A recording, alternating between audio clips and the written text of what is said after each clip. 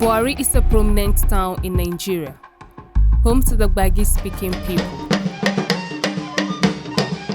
It is located in the Federal Capital Territory, where the Usman Dam is situated.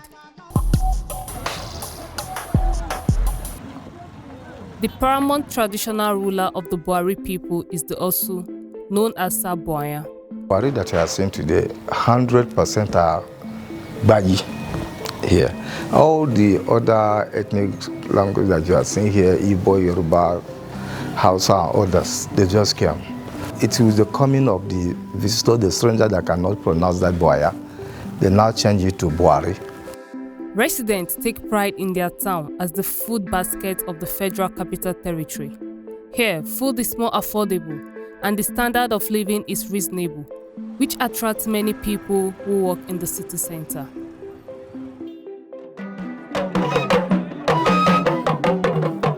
The Bwari people are known for their cultural festival, Bwaya Day, which draws visitors from different ethnic groups. It's the home of culture.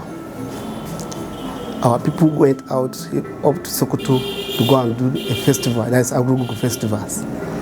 They impacted here when we are doing a Bwaya Day, that is 1st January every year. So we called all our culture to come and showcase their culture. However, the establishment of the Federal Capital Territory brought significant changes. The communal clash led to the burning of the major... In 1976, the late Musa Ijakoro from the Koro ethnic minority and hailing from Suleja Emirate was appointed district head of Bwari. This thing happened during the time of my late father, who was the 16th Esu of Bwari. If you hear Ijakoro, you know Ijakoro is not from Bwari. It's from Niger State. So, in those days, when Bwari was still under the Suleja Emirate, you have Suleja sending their own, maybe should I call it ambassador or something, to other districts to head those places. These were like messengers for them. They sent them to come and take message back to them.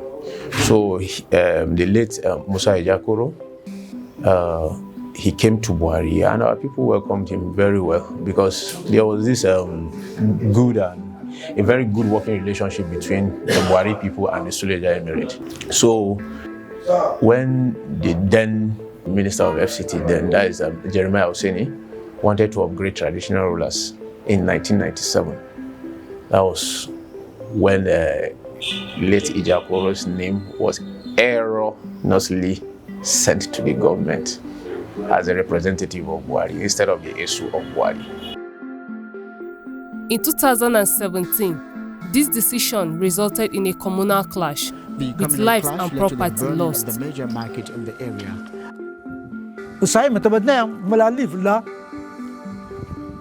ma bapi mbaje by paper nga Ijakoro ga origin Sarki of Bwari.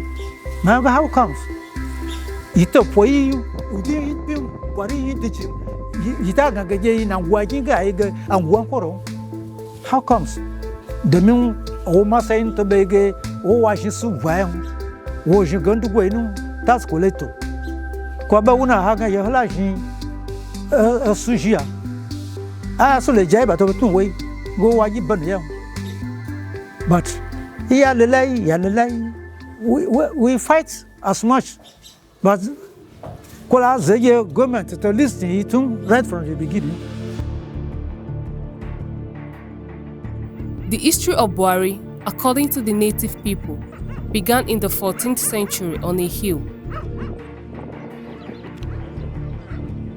We journey to the first settlement of Bwaya, today known as Bwari, to understand how the name was coined.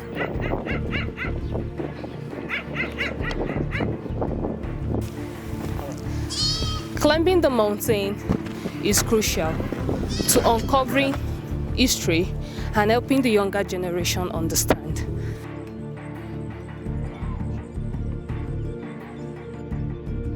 I'm tired. I'm tired and exhausted, but we need to keep going. Evidence suggests that ancient civilizations started in mountains and caves. The Bwaya people were no different. Yeah. Reguye, yalo Bwaya, yalo ko area no, ko fence no len, ko le na puta ya kwa lo. To abadia, asana nya no fa hai, akuta kwa na je. To ko bolo, jin fence lo, o jin ganwa. So abe ban get lo nya. Get in no. The practice of staying mostly in the mountains or hills was for protection. Okay, these arranged stones serves as their fence. That was as far back as 1914. So they use it to protect themselves from the enemy. This place, it was like a gate here and also a gate there. When the enemies are coming to attack them, they follow through here, and before they can get access to the place, they've already conquered them. So this serves like a barricade, a fence for protection. Before colonialism and Nigerian independence, land was not a commodity, it was a community. Hey, Via Garuko, Dada Doguni, Konegia. Tai bebe ya leno to hokolo sana za tu be hota na bapwa bedo hade dole wache tashi to dada nguni be wache tashi yano wa ma wonama ama uta na bapwa ko wonama. Under customary law, land was sacred. It belonged to the ancestors, the living and the unborn. No one could buy or sell it. They were merely its stewards. But colonial rule rewrote this relationship.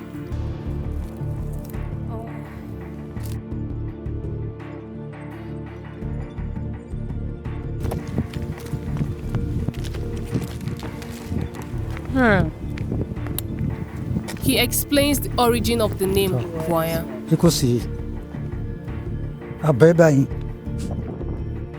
Abano Hunter. Wabebe wa gawen kwa village. Wen kwa yogeto. Wa bwana na. Wazunya golai nje epi. Wa ngabwaya. So abai Bwaya. How I Bwari. Kota je original name no. Ama original name kwa ni Bwaya. O gawen ko go Bwa militiano. Taja kwa kwa ga Bwaya. Ayuko Bwaya ajebe benba ben na pronunciation ba ga Bwari ama akpeko ya ga Bwaya so apani.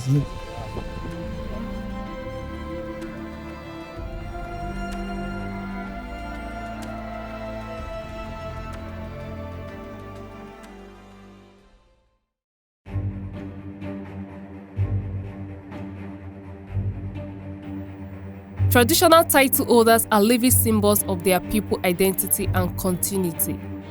But with two rival traditional title holders, the future of cultural values in Bwari is uncertain. The tradition differs because their tribe differs. His Koro, that's the second Bwari, his Koro, while Esu of Bwari is Gbagyi. Originally the town, the original people, Gbagyi is purely a Gbagyi town.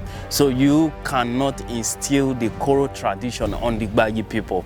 The chiefs in Bwari ought to be purely Gbagyis so that they can instill their tradition and values on their people. So it is expected, since he's a Koro, he's expected to be in a Koro community. We have Koro communities within Bwari Area Council. Kawu is there, Shere Koro is there, Dusa Alaji is there. So he's supposed to be in one of these towns to administer these core values and traditions on his people, the Koro people. Why we in Bwari, since we are purely Gbagyi, the Esu is supposed to be in charge of the entire Bwari, not having a conflicting names Esu Bwari, and then Sarki of Bwari, which is same chiefdom. So this is another challenge, having two chiefs in one chiefdom.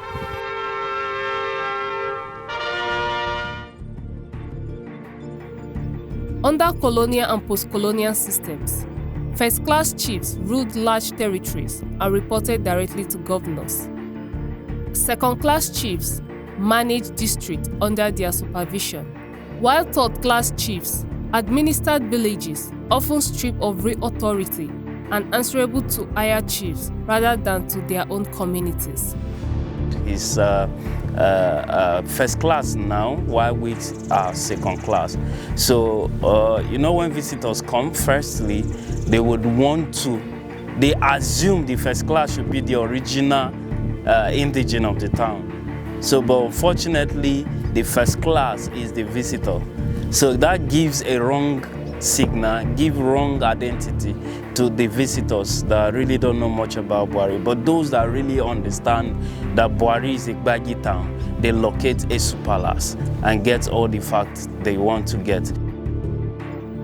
After Nigerian independence, the colonial masters left, but the system and institution of administration never changed. The impact is felt across Nigeria and here in Bwari. There's no one who will be happy to have two kings in one kingdom. There's no one. We're not happy about it. We don't feel good about it. In fact, me since when I was a child, it impacted negatively to me because I have myself every day of my life up to today thinking about just this one thing.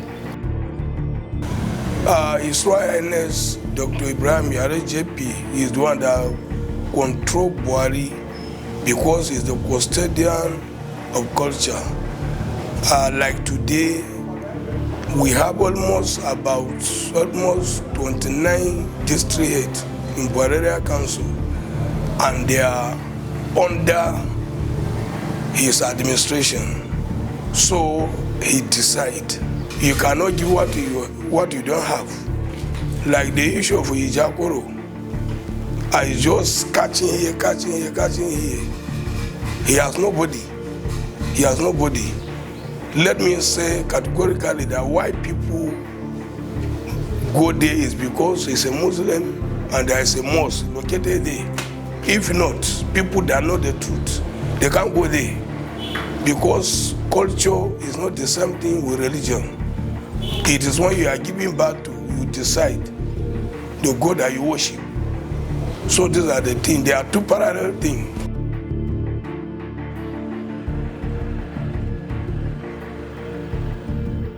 There are two traditional ruling houses in Bwari, both produced by the native people of the land. Ina bokmui abopua wa wambano. Taibebe dada deguni harne hazu. The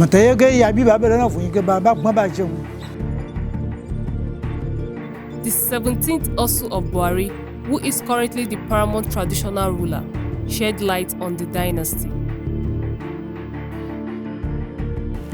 So immediately after Taibebe passed on, now the kingship now shifted to Dada Dogwe. That's the immediate younger brother. That's how it continued. As I am now, my processor came from Taibebe. So after his demise, they now shifted to our ruling house. And that's why I am here now, being 17th Esu of Bwari. I think you can see the dynasty of this Esu of Bwari kingdom. So I think from 1 to 13, we didn't have their pictures. Then there wasn't anything like picture photography or so. But starting from 14, that is our house. From 1 to 13, they were idol worshippers. None of them go to school then. Then the 15, Esu of Bwari, he came as a Christian. Dimas Zamai, Esu Dimas Zamai, he succeeded his father as a Christian. Now I, Ibrahim Yaro, the 17th Esu of Bwari.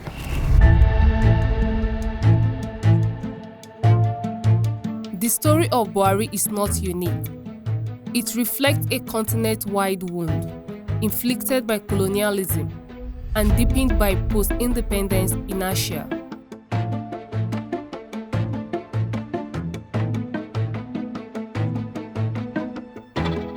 Until Nigeria confronts this colonial legacy and restores the primacy of indigenous custodianship, towns like Bwari will remain divided, not by choice, but by the long shadow of history. The question is not whether traditional rulers can preserve culture. It is whether the state will allow them to do so without interference, rivalry, and bloodshed.